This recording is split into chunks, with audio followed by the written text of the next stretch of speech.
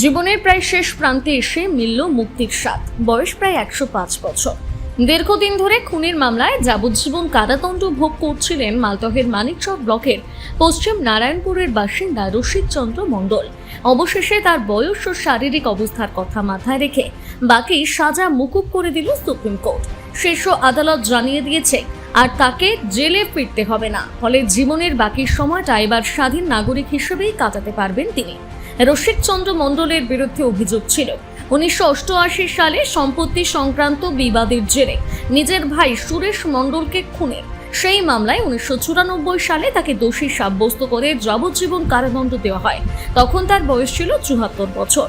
দীর্ঘদিন জেলে থাকার পর 2018 সালে তার করা আবেদন খারিজ করে দেয় কলকাতা হাইকোর্ট। এরপর সুপ্রিম কোর্টে দ্বারস্থ হন রসিক চন্দ্র মণ্ডল।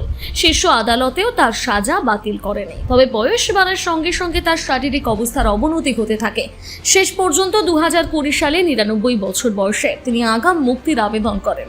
আবেদনে তার বার্ধক্য এবং বয়স জনিত নানা শারীরিক সমস্যার কথা উল্লেখ করা হয়েছিল বলে জানা গিয়েছে।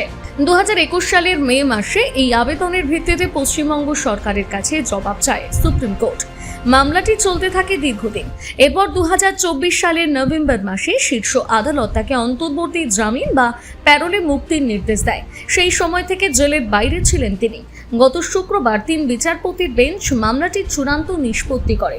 আদালত জানায় রসিক চন্দ্রের বয়স বিবেচনা করে তার যাবজ্জীবন সাজার বাকি সময়টুকু আর ভোগ করতে হবে না। প্রায় 4 দশক ধরে চলা এই মামলায় শেষ পর্যন্ত জেল থেকে মুক্তি মিলল রসিক চন্দ্রের। এই প্রসঙ্গে রসিক চন্দ্র মণ্ডলের ছেলে ও বৌমা বলেন, নিজের ভাইয়ের ব্যাপারে জমি জায়গা নিয়ে অন্যজন মেরেছে আর আমার বাবাকে ফাঁসিয়ে জেলে ফাঁসানো হয়ে গেছে। এই ব্যাপারে আমার বাবা 7 বছর জেলে ছিল। যাওয়ার পর আবার আমরা পেরাল করেছি এখানে হাইকোর্ট থেকে পেরাল পাওয়ার পর বাড়িতে বাবা প্রায় 24 বছর বাড়িতে ছিল। 24 বছর বাড়িতে হওয়ার পর আবার কেসটা চালু হয়ে গেছে উকিল বাবুর জন্য। আবার সেই কেসটা চালু হয়ে বাবা বাড়িতে ঘুমিয়েছিল, সেই অবস্থায় আমার বাবাকে 2 জন পুলিশ এসে বাইকে করে উঠিয়ে নিয়ে চলে গেছে। কোন সালে এটা সালটা মনে নাই জাগে। তো তারপর আবার 8 বছর থাকলো জেলে। তারপর আমরা সুপ্রিম কোর্ট করেছিলাম। সুপ্রিম কোর্টে আমাদের কেসটা ডিসমিস হয়ে গেছিলো, খারিজ হয়ে গেছিলো। আবার মোটামুটি 2-3 বছর পরে আবার আমরা সুপ্রিম কোর্ট লড়ার পর আমার বাবাকে আমরা মুক্তি করতে পারলাম। জামিন হয়েছিল তখন? না, আমরা বেল পেয়েছি। এখন কি শুনলেন বাবার? এখন কি শুনেছেন? এখন শুনলাম বাবার মুক্তি হলো, মানে কেস থেকে মুক্তি হলো।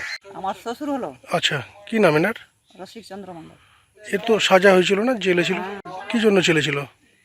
ও মানে কি সন্দেহকারী কেসে নাম দিয়ে দিয়েছে ওর ভাইবো। ভাইয়ের খুনে? হ্যাঁ, নিজের ভাই জেলে ছিল। ছাড়া পেয়েছে কবে? ছাড়া পেয়ে গেছে মানে এক বছর হলো কি লাগছে বাড়ি আসা। নভেম্বরের দিকে 24-এর? না, আমি ওটা বলতে পারছি না, কিন্তু আর বছর থেকে বাড়িতে আছে। বাড়িতে আছে। কালকে তো শুনেছি। কি শুনলেন? ওর কেসটা শেষ হয়ে গেছে। কে বললো আপনাদের? আমার দেহ দিল্লি থেকে ফোন করেছে। দিল্লি থেকে ফোন করেছিল। মালদা থেকে পরিতোষ সরকারের প্রতিবেদন, নিউজ টুডে।